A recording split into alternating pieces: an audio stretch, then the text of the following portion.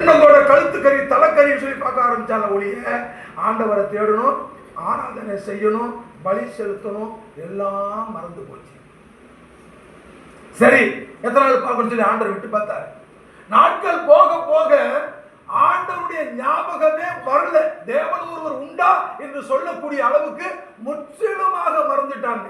சோறு கண்ட இடம் இப்ப இஸ்ரேல் தேசம் நரகம், இப்ப எகிப்து தேசம் சொர்க்கம்.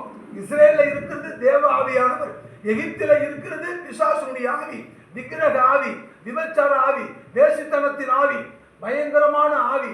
அந்த ஏரியா இவங்களுக்கு பிடிச்சிட்டுன்னு சொன்னா அப்ப தேவ ஆவி அவங்களுக்குள்ள இல்ல.